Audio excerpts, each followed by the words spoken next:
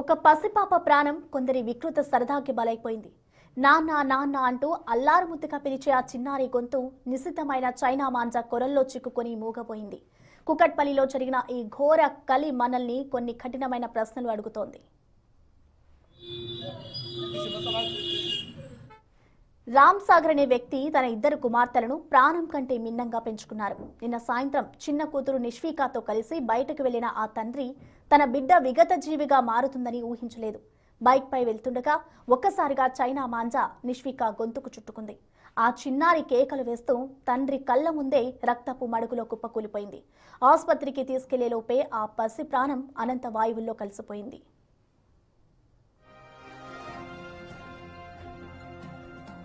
ఇక్కడ మనం ప్రశ్నించుకోవాల్సింది ఒక్కటే, చైనా మాంజా నిషేధమని తెలిసినా అమ్ముతున్న ఆ కిరాతక వ్యాపారులకు మన పసిబిడ్డల ప్రాణాల కంటే లాభాలే ముఖ్యమా? మా సరదా మాదే, ఎదుటివారి ప్రాణాలు ఏమైతే మాకేంటి అనుకునే వికృత మనస్తత్వం మనలో ఎప్పుడు మారుతుంది? ఇప్పుడు ఆ చిన్నారి ప్రాణాలను ఎవరు తిరిగి తీసుకొస్తారు? బాధ్యులైన వారిపై కఠిన చర్యలు తీసుకోవాలని, ఇలాంటి విషాదాలు మళ్లీ జరగకుండా చూడాలని బాధిత కుటుంబం కన్నీరు మున్నీరవుతోంది. దీనిపై మోర్ డీటెయిల్స్ మా ప్రతినిధి సుజాత అందిస్తారు. కుకట్పల్లి పోలీస్ స్టేషన్ పరిధిలో చైనా మాంజాతో నిష్విక అనే 5 ఏళ్ల చిన్నారి ప్రాణం పోయింది. నిన్న సాయంత్రం 4 గంటల ప్రాంతంలో పటాన్ చెరువు నుంచి కుటుంబ సభ్యులతో తిరిగి వస్తున్నటువంటి సమయంలోనే ఈ ప్రమాదం చోటు చేసుకుంది. ప్రస్తుతం నేనున్నటువంటి కుకట్పల్లి పిల్లర్ నెంబర్ 780, 81 మధ్యలోనే ఈ ఘటన చోటు చేసుకుంది. కుటుంబ సభ్యులంతా కన్నీరు మున్నీరు అవుతున్నారు. నిష్వికాని ఎంతో అల్లారు ముద్దుగా పెంచుకున్నారు.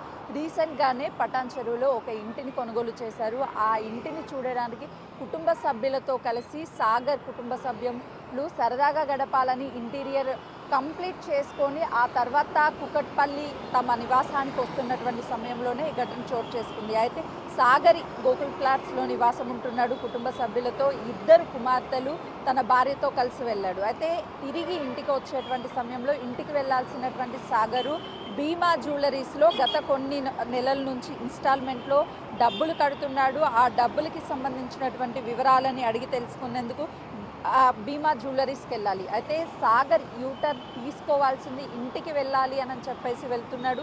కానీ మధ్యలో ఎందుకో భీమా జ్యువెలరీస్కి వెళ్ళాలి అని చెప్పేసి కొంత యూటర్న్ దాటి వచ్చినాక ముందున్నటువంటి యూటర్న్ ప్రస్తుతం మా కెమెరామ్యాన్ చూపిస్తున్నాడు. దాదాపు ఇక్కడ నుంచి 100 మీటర్స్కి పైగానే దూరంలో యూటర్న్ ఉంటుంది. ఆల్రెడీ యూటర్న్ దాటేసి ముందు యూటర్న్కి వచ్చి యూటర్న్ తీసుకోవాలనుకున్నటువంటి సమయంలోనే ఎగ్జాక్ట్గా 781, 80 పిల్లర్ మధ్యలోనే ఒక చైనా మాంజా సాగర్ చిన్న కుమార్తె నిష్విక బండి ముందు కూర్చుంది.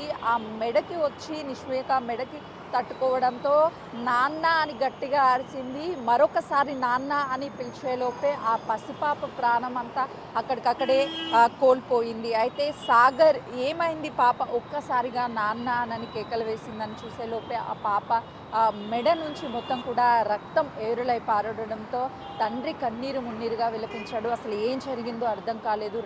ఒక్క నిమిషం పాటు తను మొత్తం కూడా ఏం జరుగుతుందో అర్థం కానటువంటి పరిస్థితిలో సాగర్ కుటుంబ సభ్యులు అంటే నిష్విక కుటుంబ సభ్యులు ఉన్నారు.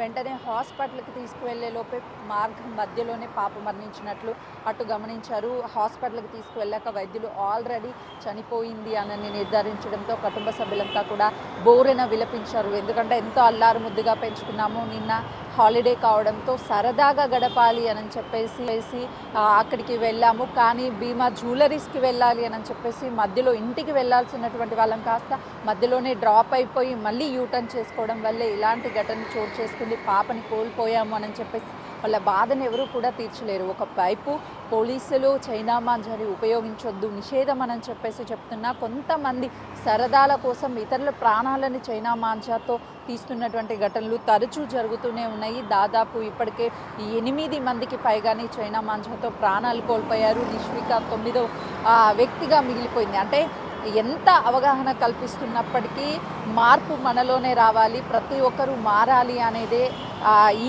ఈ ఘటనలు చెప్తున్నప్పటికీ ఎవరిలో ఎలాంటి మార్పు రావడం లేదు. నిష్వికాని కోల్పోవడంతో కుటుంబ సభ్యులంతా కూడా ఇక నిష్విక లేనటువంటి లోటుని ఎవరూ తీర్చలేరు. ఆ కుటుంబాన్ని ఎంత ఓదారుస్తున్నప్పటికీ వాళ్ళు ఇంకా బోరును వెలిపిస్తున్నటువంటి పరిస్థితి అయితే నెలకొంది. ఇటు కూకట్పల్లి పోలీసులు కూడా కేసును నమోదు చేసుకున్నారు.